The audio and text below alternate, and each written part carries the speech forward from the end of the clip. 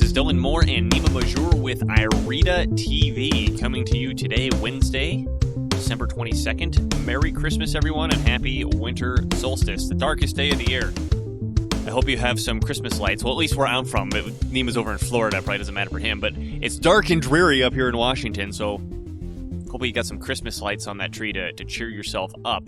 Today, we wanted to talk about a fascinating subject, which comes along via a man named Carroll Quigley, who's very famous for writing a book called Tragedy and Hope, but we're not actually going to talk about that today. What we're going to talk about today is another book that he wrote, which I find to be even more fascinating than Tragedy and Hope. I have it right here, an old copy, called The Evolution of Civilizations. And in this book, Quigley posits a analytical tool for understanding history. Now, that's kind of a dry way of putting it. When you read the book, it's definitely not dry, and the reason why we wanted to bring it up is because this is the only time I have ever seen, and not that I'm some grand historian, but from what I see from most historians, the criticism that he lays in this book of historians seems to still apply today, which is that historians seem to be obsessed with just putting facts together. Let me just get all these facts, and then now that we have all the facts, we have all the facts, and maybe if we get some more facts, we'll understand it a little bit better, but the understanding comes with the acquisition of the facts. Quigley points out that this is untenable. There's an infinite number of facts, and we'll never know them all. The point is, we have to learn how to figure out these facts, how to select these facts and say, okay, these are the ones that I need in order to analyze them. And then from this, he comes up with this idea of okay, not only here's how you analyze history and understand history, here's how you analyze and understand societies in general and organizations in general. And the hypothesis that he has in here is so fascinating.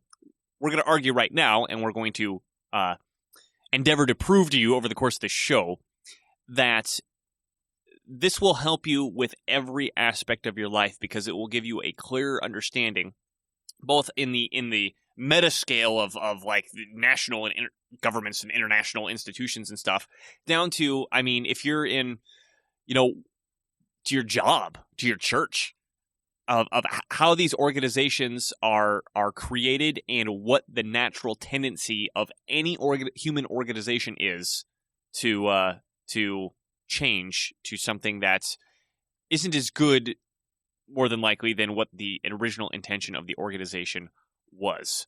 Nima, did you have anything else to preface this with before I just jump right into it? Well, I think what's so fascinating to me about this is that it'll help you put your own situation into context in a way that's systematic, because we always hear a lot about we are living in interesting times. We're living in times of change. We're living in times of upheaval. We're living in this and that time. And that doesn't tell you anything. Yeah. It doesn't tell me anything. And it always seems to me like whenever I was hearing that stuff, and I think most people probably think that way, it's like, well, yeah, we've always had those things. So right. What's new today? There's always been conflicts and this and that. So what's new? And where are we today in the grand scheme of things? Where am I today? Where was I? And where am I going within this whole framework that we call society or civilization? And how can that help me make decisions on, now that I understand how to view this, I have more control over my own actions inside that situation. What decisions am I going to make in the light of this greater context for my own future, for whether I'm going to go to school, which profession, what kind of job I'm going to be interested in. Where do I want to live? Yeah. Especially for younger people, this is very instructive, I think. And then to go off on the point that you made, that, we hear that, we live in interesting times. So there's also a trope that goes, bad times make strong men make good times make weak men, and weak men make bad times, right? That also doesn't tell me anything. And the trying to use that in a way of understanding history just doesn't give you something that useful. And Quigley even points out, I remember at some point in the book, where he says that, how does this explain a population that's been successfully responding to challenges that suddenly can't respond to these challenges anymore? What happened there? And well, yeah, how does it explain that Western civilization has been around for longer than, for example, classical civilization, right? Or Roman civilization, classical civilization, which I believe was something like 700 BC to 700 or 400 AD. Yeah, well, I mean, I don't know about the lengths themselves, because things seem to be happening faster the more modern that we get. But the West has, I mean, we'll talk about this at some point in the show, gone through multiple iterations of where it should have died, comes back to life, and the West is the only civilization that we know of. Asterisk, we'll talk about that too. Only civilization that we know of that has managed to successfully pull this off. And so, what is the thing that has been allowed to that has allowed Western civilization to pull that off? So, and what even is Western civilization? Boom, as opposed to Chinese civilization or Indian civilization or or classical civilization or Mesopotamian whatever. Yes, this is it. It's going to be fascinating stuff, and the goal here with this idea is to make executives of history as opposed to clerics of history. This isn't about just memorizing a bunch of facts like we all did in public school, right? What date did dare happen? Oh my God! Yeah, this isn't that. I'm falling asleep already. You're falling asleep already, right?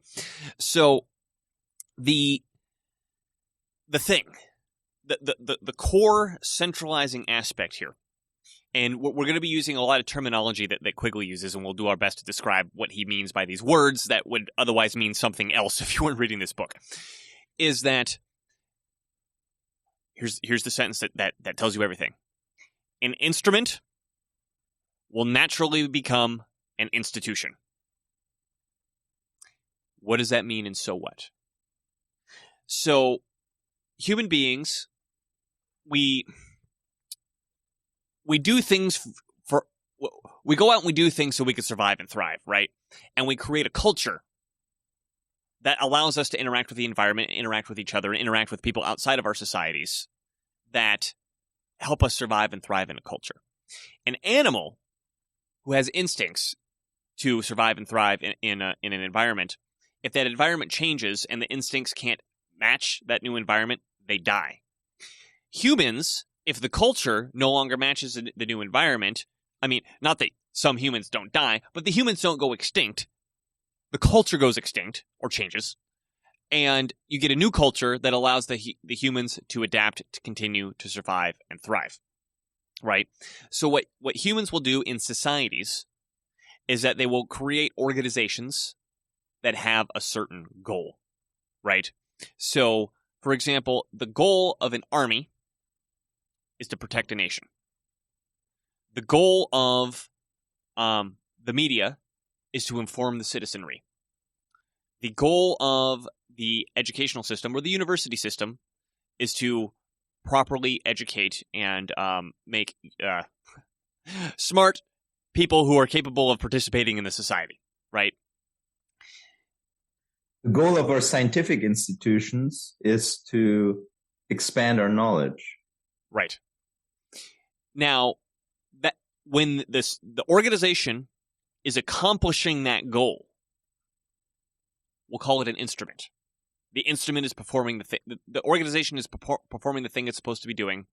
We'll call it the instrument. Now, at some point, that instrument stops achieving its goal, or in even worse case scenarios, it starts achieving the opposite of its goal. So the media, as an instrument, its goal is to inform the citizenry. Well, what happens when the media is there to specifically make sure that the citizenry does not get informed? Which is obviously what we're looking at today in the sense of the mainstream media, not us, hopefully, right? We're media now, but we're not the media that I'm referring to here, and that will also brings up circumvention, which is something we'll talk about soon as well. And what if an army, instead of protecting the nation, goes out and makes wars for the purpose of feeding itself, right? The army says, well, is our purpose now to defend the nation, or is our purpose to make sure that soldiers get paid and the military-industrial complex keeps its contracts going, and that politicians look good, and all these other things? That where the original goal becomes secondary, or often in contradiction to what the organization is doing now. So Quigley's point is that this is the defining feature of history. The thing and I should use the word hypothesis, not point. This is not like some iron rule that he's saying this is the way it's working. This is a hypothesis that he's putting forward for people to critique, and it looks like nobody's critiqued it since he wrote this book. So let's bring it up again so we can critique it. That an instrument, due to natural factors, and he's got 3 natural factors that I want to go over here, will eventually become an institution. So the first natural factor, and as you hear this, you're going to go, "Oh my God, duh! I see that all the time, all over the place." So just one quick thing, you've defined an instrument, I think, right? It's a group of people achieving a goal, and I don't know if you've defined institution. Yes, I'm sorry. Thoroughly, but institution is a group of people that mostly just strives to feed themselves and aggrandize and expand their institution. So that's an instrument becomes an institution, according to Quigley's definition, when the original purpose for which it was created is no longer important to that particular or is even contradictory, as I mentioned, like, for example, with the media. That, yeah. So the forces that push this, these are the natural forces that Quigley points out, is first of all that each person within an organization is focused on the fulfillment of his own specific duties. That is to say, that their purpose is not to say, okay, what is the overall point of the institution? It's what's my job, right? Again, going back to the Army, my job is to make sure that these bullets go from point A to point B. That's all I do, right? My job specifically is not to defend the nation. Well, if there's nobody's job specifically to defend the nation, well, who's making sure that that's maintained? That's what the goal of the organization remains.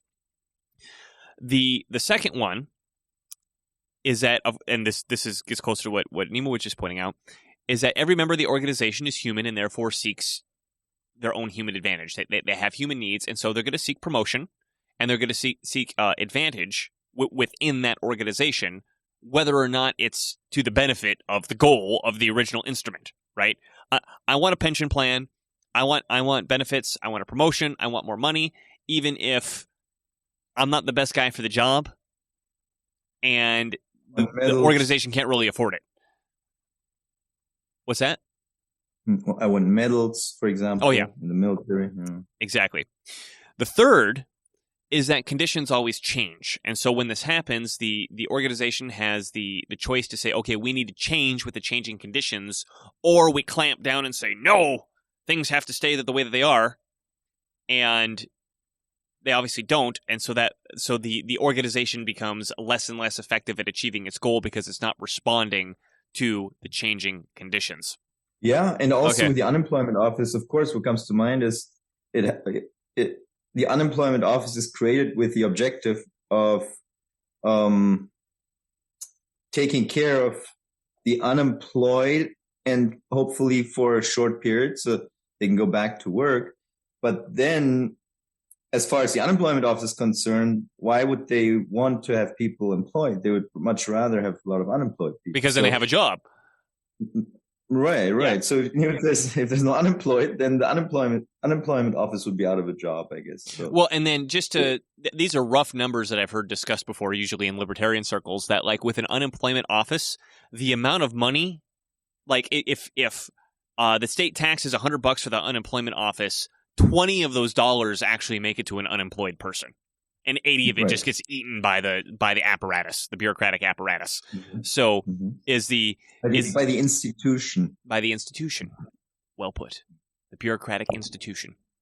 Mm-hmm. So these are the three main factors that this is what is the natural tendency for any instrument to turn into an institution. And he gave a very illustrative example in the book, which I think is worth repeating: the history of football, soccer. right? But I mean, they called it football for where it came from. And I don't even know if this is the real history of football, but it still elaborates his point, which is the original purpose of football in 18 whatever England and universities was to get students who needed exercise to go out and exercise, right?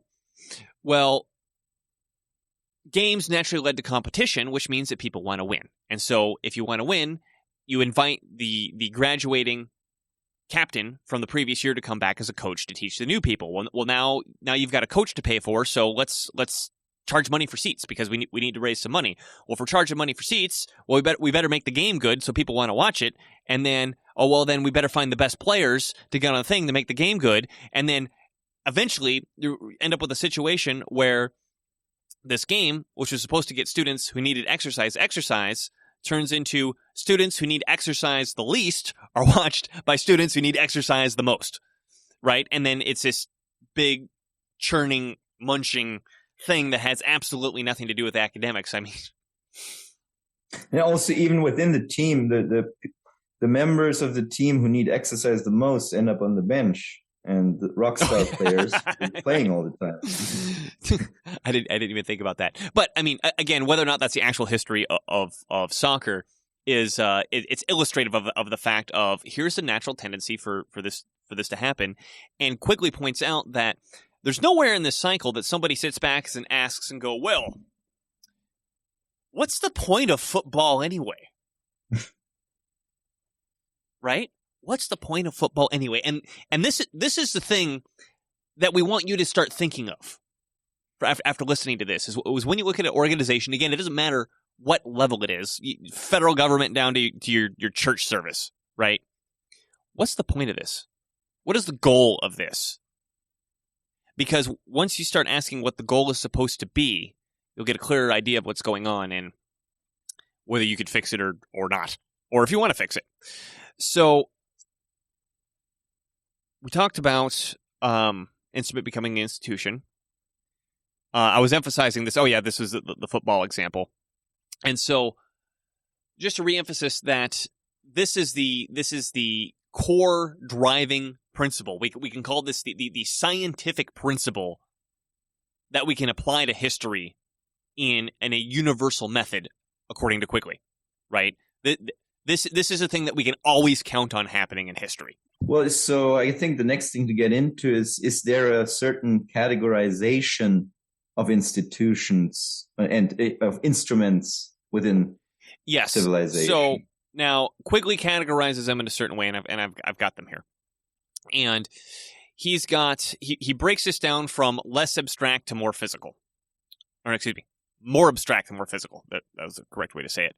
So he breaks this down into what he calls the sixfold division of culture, where we've got the intellectual, the religious, the social, the economic, the political, and the military aspects of culture. Where the intellectual, we could say, is the need for understanding. I'm not in the military yet. Wait. For those listening in audio, he would just grabbed his shotgun and showed it on the screen. So the intellectual would be society's need for understanding. The religious would be society's psychological psychological need for certainty. Thank you. Social would be the need for companionship. Economic would be the need for material wealth. Political would be the need to organize power between people. And military, of course, is the need for safety. So these are, Quigley points out, these aren't set in stone. Like if you're looking at a rainbow, which is a gamut of colors, we actually have the opportunity to say, okay, we can split them this way or we can split them that way. It's just that the way that we split them, Roy G. Biv, we find it to be a very useful way to do it in order to talk about colors. In the same way, in order to talk about history and culture, this is a clearer way to cut it. I mean, for example, it's a gradual spectrum. It's a gradual spectrum. I mean, for example, like intellectual could be cut up into like philosophical and scientific, right? We can continue to break these things down, and the fact that we have them the way that they are is for ease of conversation. keeping in mind that we could break these down further or group them together further. But these 6 is a good starting point. And any instrument that we decide to create within a society would fall within one of those categories on that spectrum. Mm-hmm. So, for example, a military obviously would fall under the military. Right. A political party would fall under political, and a bank would fall under economic, and all these kinds of things.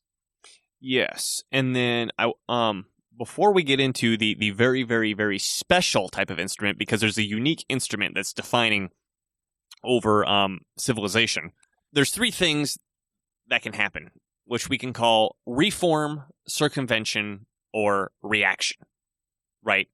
So reform would be that, so the instrument has completely institutionalized. It's no longer accomplishing its goal, or even worse, it's actively doing the opposite of its goal. Again, bringing up the media example that I said before, is reform would be we get a hold of those institutions, change what's going on inside so that they either accomplish the goal that they were supposed to accomplish in the first place, or they recognize that goal is no longer relevant, and we decide on a new goal because the environment has changed since then, right? Reform is number 1. Number 2 is circumvention. Circumvention says, okay, leave the original institution there. We're going to create a new one that accomplishes the goal that was supposed to be accomplished by the first one, and it can be an old shell that just does whatever it does after this. And we're going to go forward and accomplish the goal hence. And an example would be royalty, for example. That's exactly what was going through my head, yeah. Some of the royalty examples that Quigley gave was, I don't remember the particular royal person that was supposed to be in charge of the Navy in England, but that title and person still exists, even though he's obviously not in charge of the Navy anymore, right? And I think a perfect example of circumvention is what you and I are doing right now, right? There's an entire media apparatus out there that is doing the opposite of what media is supposed to be doing, and you and I are going, okay, well, let's make another media apparatus amongst millions of other people who are participating in this project, right? To achieve the original goal, which is to inform the citizenry. And I mean, and also I think cryptocurrency would be an example of circumvention of the entrenched and established banking institutions. Well, I was just going to say parallel economy in total, right? Parallel economy, yeah. Because it's more and more on the tip of everybody's lips. It's more and more on the tip of everybody's lips, at least people who are listening to stuff like this. I think the best example right now, Nima, is the healthcare system. Right, so the scientific institutions in general, yeah, health is a great example. Well, health is a great example. So the healthcare system is supposed to be there with the goal of making you healthy or keeping you healthy. Right now, with these vaccine mandates and vaccines in general, these gene-altering experimental drugs, is the original instrument, the organization seems to be there to make sure that you die. Well, yeah, I mean, just generally speaking, the medical or the health system has become much rather a sickness maintenance system, right? Because if you're a medical institute or if you're a medical instrument and you heal everyone and you make everyone healthy, then that's probably not the best way to ensure a recurring business. But if you figure out a way to rather keep people in their somewhat sick state and fix them up superficially here and there, but they might fall back into that state, then that's much more profitable long term. Well, what I was arguing is we've passed that phase now that the COVIDian religion has come, because now you go to a hospital and you can't get ivermectin. You can't get hydroxychloroquine. You must go on a ventilator. You must have remdesivir to kill your kidneys. And then the only option is, in order for even us to even look at you, you have to get a vaccine. Now, I know this isn't uniform over the whole country. But this is what we're seeing in a lot of places. There's reports of this. So the only authorized response is you have to get this untested or poorly tested experimental gene drug. Yes, and so. And I'm seeing reports of this as well. And all these doctors have gotten fired. You go first. Right. Doctors have gotten fired, and entire treatments have suddenly been made unavailable or illegal in some cases. In the case of hydroxychloroquine in Nevada, for example, it was literally outlawed. Ivermectin is hard to get a prescription for. So there's just this incredible assault.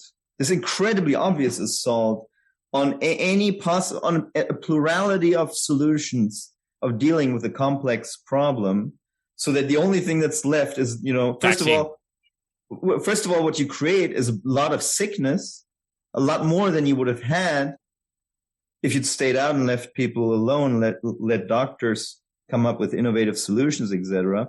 And then, yes, the only answer left is a non-solution, basically, that's unknown whether or not it works, doesn't seem to work very well. And it seems very silly to me to say, well, all these solutions that have been painstakingly tried out over the decades by different doctors for all these symptoms and by different practitioners all over the world, these are all, we don't know. We don't know, so let's not do them. But this one thing that's completely new, that's the only thing you're allowed to do. Right.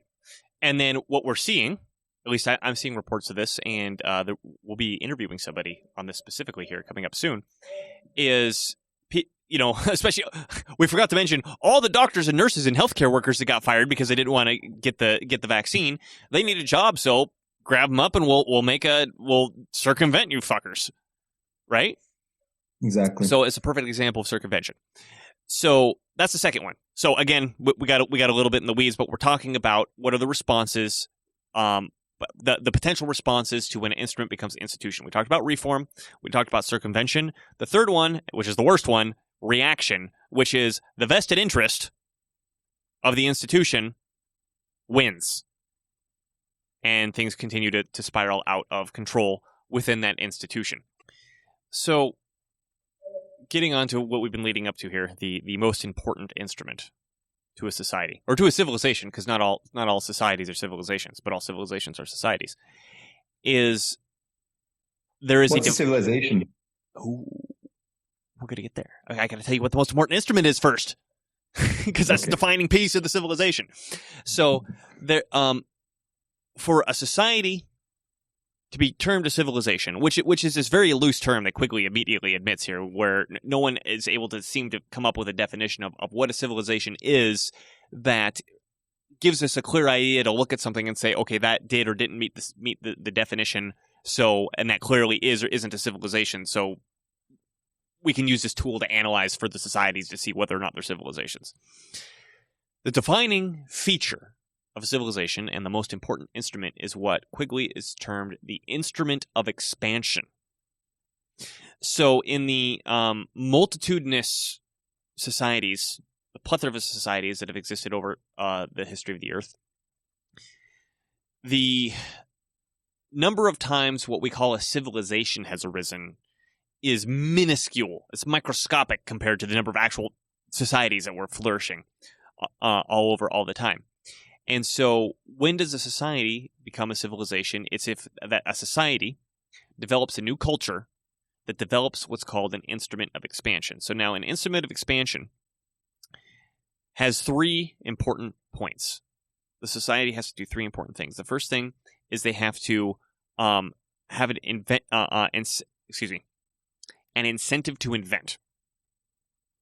So there's got to be invention. There has to be an accumulation of surplus, which is savings, and there has to be an application of that new invention with the savings, but basically spending the savings on new investment. So we've got invention, savings, and investment. Now, our minds are really geared toward that in like the modern banking sense, and I don't mean it in that sense.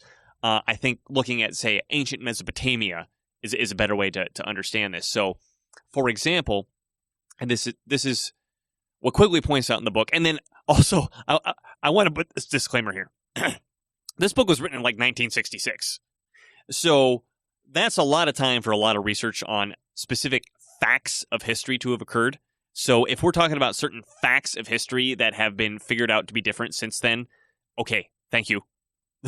Well, we understand that. But again, this is about the analytical tool of how to analyze those facts. So we're going to talk about the development of Mesopotamian civilization. And if it turns out that some of these things have been found out to be different since the 60s, I guess let us know. It's interesting. But that doesn't change what we're going to talk about. So in the Neolithic Garden Era, which was the time before the first civilizations began, agriculture had been developed, but no one had figured out how to renew the fertility of the soil. So a people could farm several years at a place, use up the soil, and then they'd have to move on to the next place. So even though they're agricultural, they're not really settled because they have to move around to find fertile soil. There was a couple places on Earth where the soil renewed its own fertility, and these were at river deltas: the Nile River, the Ganges River, the Tigris and the Euphrates, and I think it was the Yellow River in China, the Yangtze River, but I might be remembering that one incorrectly. And this is obviously where the yearly reoccurring floods brought the fertility back. So in early Mesopotamian society, I guess before they had become a civilization, people had come to the Tigris and Euphrates Valley to farm and to do agriculture, and at some point, somebody must have figured out that the stars had some usefulness in predicting the flood. Because obviously the flood was very, very dangerous. If you got caught out in the middle of the flood, you'd die. So being able to know when the flood was coming was really important to say, okay, well, let's get up to some higher ground, let the flood come, and then we can go back down. So likely it was a priest class that figured this out because they had enough time to go, oh, hey, that's interesting. I remember seeing that before. And so you could develop a calendar, and then at that point you say, well, do we tell everybody about this, or do we keep it secret and say that we have direct access to the gods telling us when the floods are going to come? And Quigley even points out that I guess there's records of them keeping track of this, and the way that they figured it out was that they just had a running average of like when the flood was last year. And so it kept getting more and more accurate because they had more and more numbers to average every year, but they were literally just running with what was the average time since the last flood that the new flood's going to come. But the idea was that the priesthood was able to say, look, we have direct access to the gods, so give us stuff, and we'll tell you when the floods will come. Your taxation system, there you go, bam. This was the creation of the new culture that had the incentive to invent. Now, the savings of surplus happens with the priesthood. They're getting all these goods to save. Now, when the priesthood originally takes those goods and says, okay, let's build irrigation, let's build roads, let's build, storage facilities. All these things are stuff for the public good.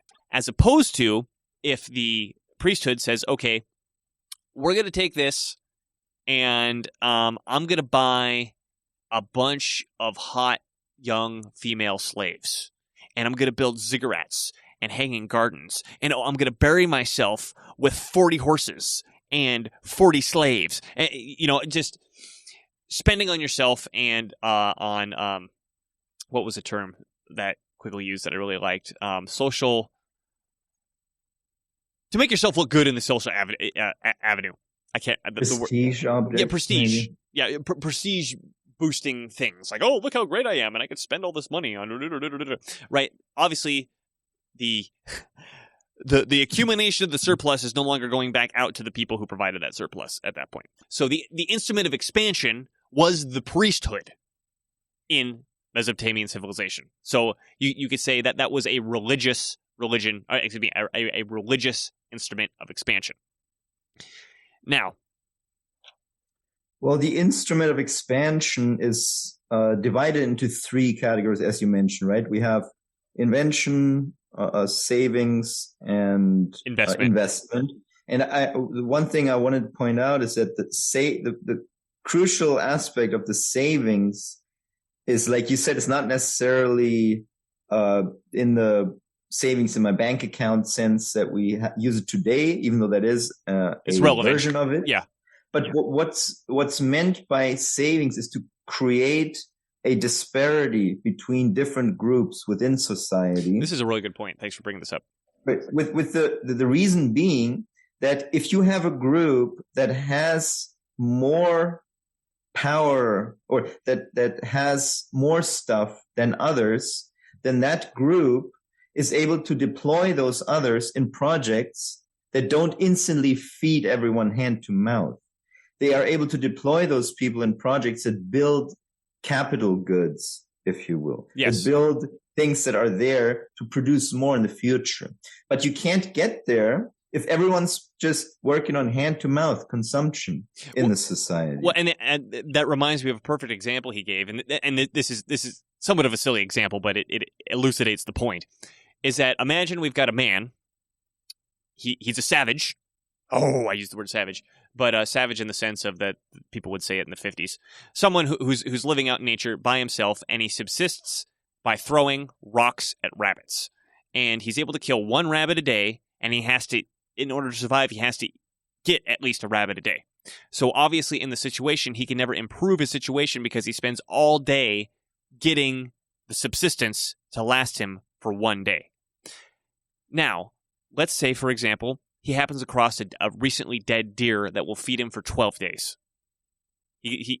Now he has the leisure time to do something with it. Now, if he takes that leisure time and, say, builds a bow and arrow, and that bow and arrow allows him to kill 3 rabbits a day, now he's got savings.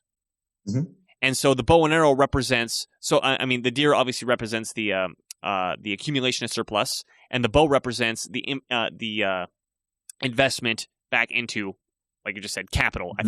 I think is a great way to put it. Mm-hmm. Now, if our hypothetical man here just said, "Oh, I'm gonna sit around and stare at the sun, or bask in the sun and stare at the clouds all day," well, obviously he's gonna go back to the situation that he was in before.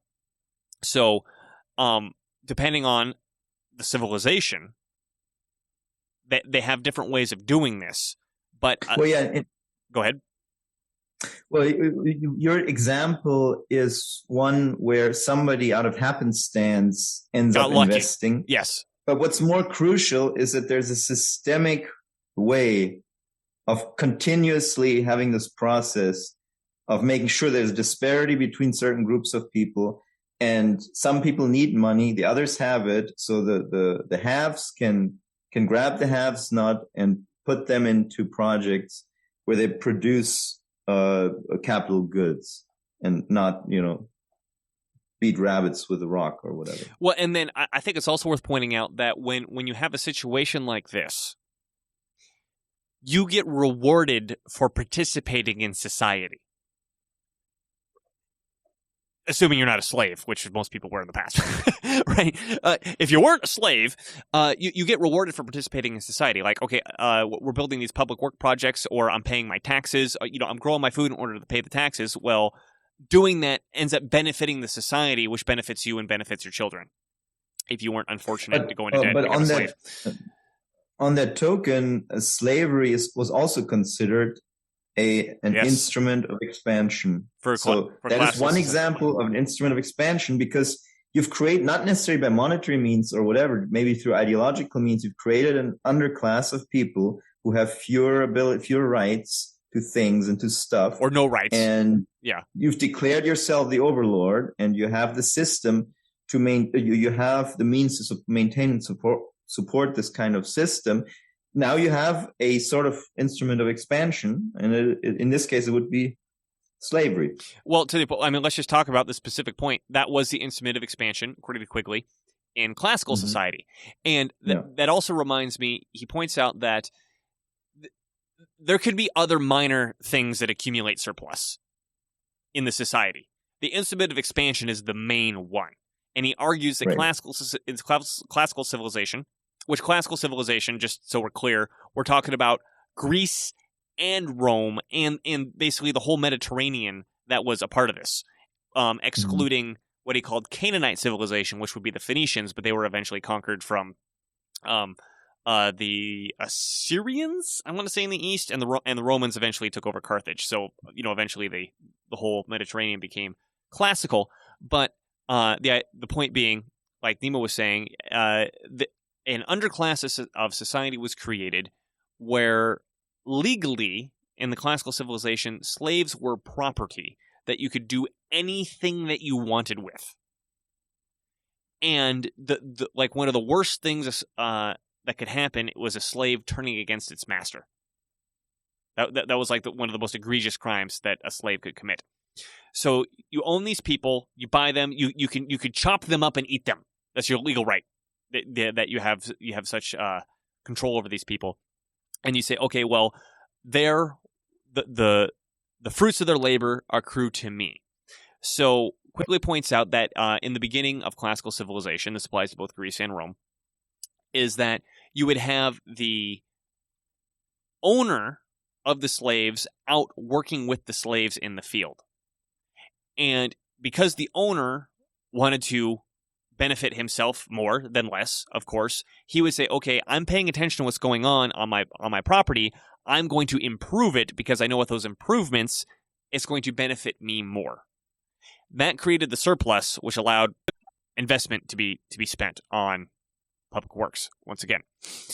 So, are we ready to get into the... No, we need to talk about what happens when the instrument of expansion specifically starts to become institutionalized. And this will start to get maybe a little close to home for everybody listening, because you're gonna see some modern parallels for sure. So, like we mentioned, an instrument is always going to become an institution, and this again arises from three things. The first is there's nobody in the society whose job it is to say we need to achieve this goal, right? And second, everybody's looking out for themselves, which makes sense. And that third, when conditions change, the structure doesn't want to change because there's vested interests that have been developed within that structure. So this breakdown usually happens because a social group which controls the surplus stops using it for new inventions and begins to apply it to old things. And these old things, here was the language I was looking for, get applied to are non-productive and ego-satisfying purposes such as ostentatious display. That was the word I was looking for. Competition for social honors and prestige. And construction of elaborate residences, monuments, and other expenditures which distribute surplus consumption, but not to more effective means of production, like welfare checks, like unemployment checks, right? Like bread and circuses, like, okay, or stimulus checks, right? Okay, we got all this money, we could use it to rebuild the economy, to have everybody get a job again, or we can just get everybody $1,200 and they can go to Lowe's and buy or Best Buy and get a new flat screen TV. When the instrument becomes an institution, we get what Quigley calls the tension of evolution. So people want and expect expansion. And, this is worth pointing out. I don't remember if he brings this up in Tragedy and Hope or if he brings it up in Evolution of Civilizations, is that we, as a society, as a civilization, as whatever, expect things to grow and expand. And we get very, very upset when things stop growing and expanding. Yeah, I have the part, if you want, I can read it out, the part where he talks about... Yeah, go for it. An economic system does not have to be expansive, that is, constantly increasing its production of wealth. And it might well be possible for people to be completely happy in a non-expansive economic system if they were accustomed to it. In the 20th century, however, the people of our culture have been living under expansive conditions for generations. Their minds are psychologically adjusted to expansion, and they feel deeply frustrated unless they are better off each year than they were the preceding year. The economic system itself has become organized for expansion, and if it does not expand, it tends to collapse. So, I found in my notes now the reform, circumvention, and reaction that we talked about before. So, obviously, this applies to the instrument of expansion as well. So, in the example of Western civilization, like we talked about before, it's actually reinvigorated itself several times. The original Western instrument of expansion for Western civilization was actually feudalism, which was the idea that self-sufficient manors. So you got a knight with his castle and his serfs around it, self-sufficient, and he's not taking orders from anybody else. It was a military instrument of expansion. Military instrument of expansion. So Quigley points out that a lot of people assume that the origins of trade between these manors would have been in basic goods, because that's what they had to trade. But actually, it was luxury goods that they wanted, because they had all the basic goods that they needed. So the original instrument was, what did he call it? Municipal. Doesn't matter. Mercantilism? Yeah. I think it was municipal mercantilism, or a manorial mercantilism, which is, how do we increase the flow of goods? We become more wealthy when we increase the flow of goods. We got to build roads. We got to build storehouses. People are going to have jobs. We got to create the goods. We got to right. Then things become institutionalized when organizations start going, okay, too many goods are flowing. They're too cheap. In order for us to make more money, we need to restrict the flow of goods. We need guilds, right? We need laws to prevent invention. We need all this stuff, because as more and more things get invented, our personal organization loses wealth and prestige because we're not needed anymore. So how do we make sure that doesn't get out of control and we can clamp down on it? And that institutionalization, Quigley says, was chivalry. And without going too far down into the rabbit hole here, so the original purpose, I mean, and this is kind of like fractals, right? We talked about the instrument of expansion in total of how goods were moving. Well, what exactly was the instrument from the military sense that you pointed out, which is that lords, knights, or whatever, they protected the serfs surrounding them and helped provide justice. Because, again, think of the fall of the Roman civilization, or classical civilization, which was Rome, dominated by Rome at that point. We'll get into universal empire in a minute. Classical civilization falls. There is no law anymore, right? There's barbarians roaming around, and so you attach yourself to the nearest person who can protect you. And at the time, the specialized weapon, the most effective weapon, was a knight on horseback, which was, first of all, a very specialized weapon. The guy basically had to train and fight all day, every day, in order to maintain his effectiveness. And it took, because horses compete directly for food with humans, it took anywhere from 50 to 100 people working on the soil to support one fighting knight, right? So there's a military purpose. There's a military goal that the knight is fulfilling, protecting the serfs. And Quigley points out, naturally, the knights had the better end of the deal, right? That they're providing way less security and justice than they are getting in taxes and material wealth that are coming from the serfs. Which means the savings accrue to them. The savings accrues to them, right? And then the first thing is the trade that occurs in municipal mercantilism, I believe. Now, when we get to chivalry, just like the royalty that we talked about before in England, that he's still there, but he no longer controls the navy, these knights get replaced by mercenaries at one point. The big deal was pikemen, if I remember correctly. So in this feudal society, you never saw any form of centralized government, because the knights couldn't beat the castle. You just couldn't put someone in siege long enough to capture anybody.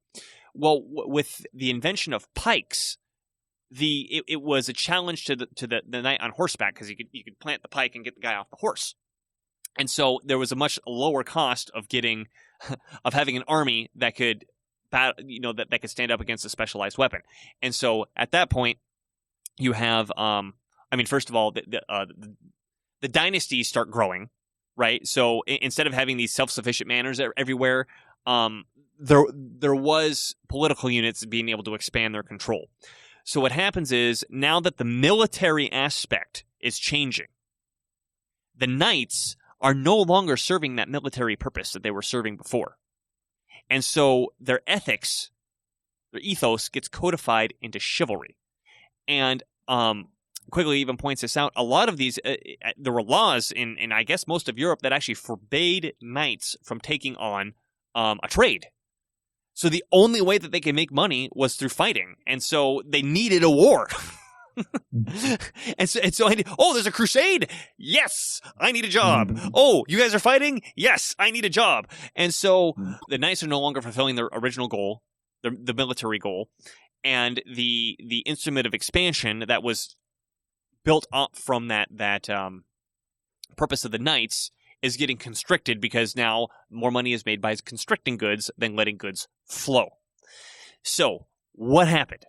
Typically, this is the beginning of the end of a civilization when this starts to happen.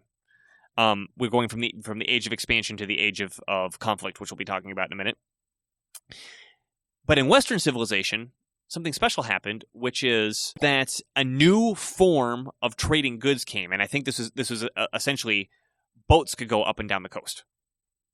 So instead of trying to transport goods over land, you're able to transport goods over the coast even better. So even though these old institutions start crumbling, a new one comes up and circumvents the old one, and it's so much more effective and so much more powerful. It's like we don't even care about the old one.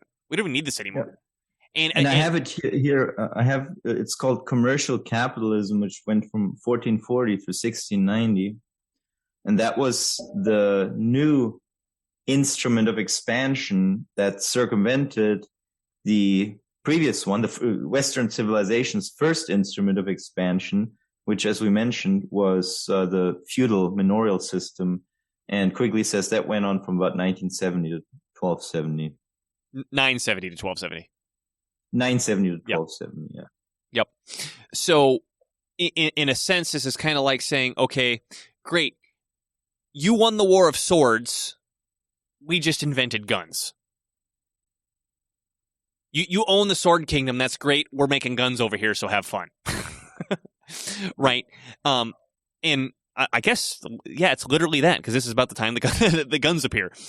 So, that is a perfect example of circumvention. When the instrument of expansion becomes institutionalized, it can be circumvented, and then just for the sake of completion, this happens again where commercial capitalism, again, is dependent on things get better when we trade more, and then the instruments become institutions, where the institutions, the vested interest in the institutions say, well, we can make more money if we restrict the flow of goods. Yeah, which was mercantilism. Mercantilism. He says that commercial capitalism petrified into mercantilism towards the end of that period. And I remember some of the examples that he gave were some of the laws being passed in like France in the late 1700s or something.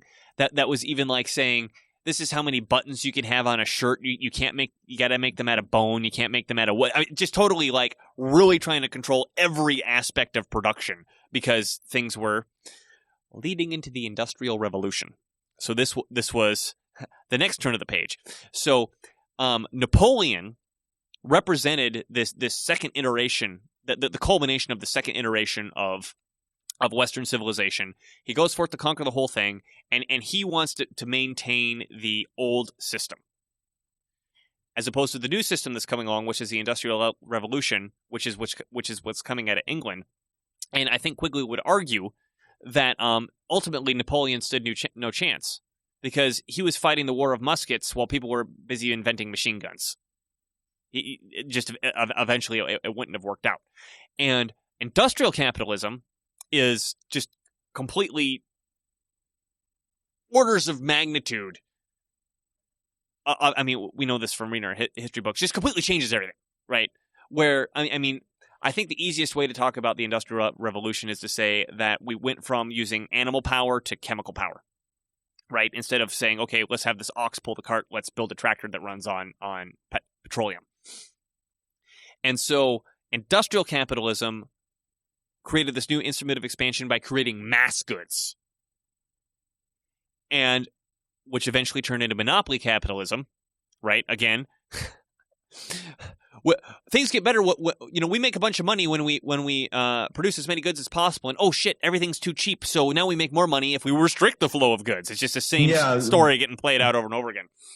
To be precise,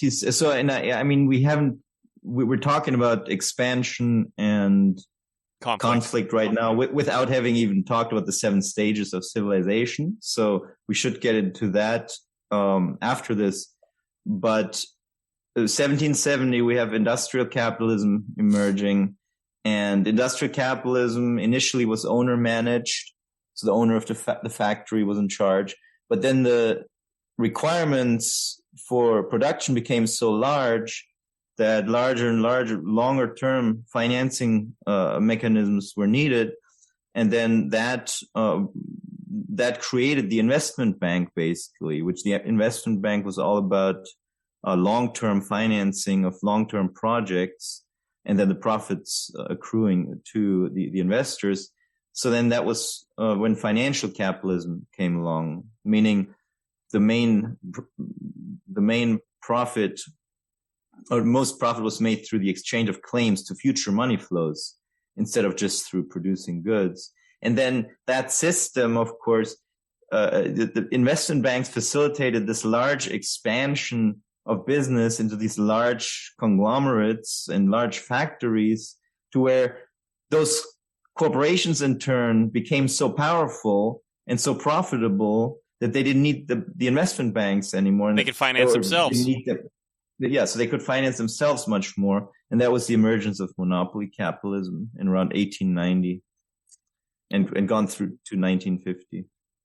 Thank you for listening to part 1 of 3 of our Evolution of Civilization show. In part 2, we will be covering the 7 stages of civilization and how to understand the forces at play which lead to a society succeeding or failing to respond to the challenges it faces. Visit ireta.tv to follow us at the social media of your choice to receive regular updates on shows. Thank you again for watching, and we'll see you for part 2.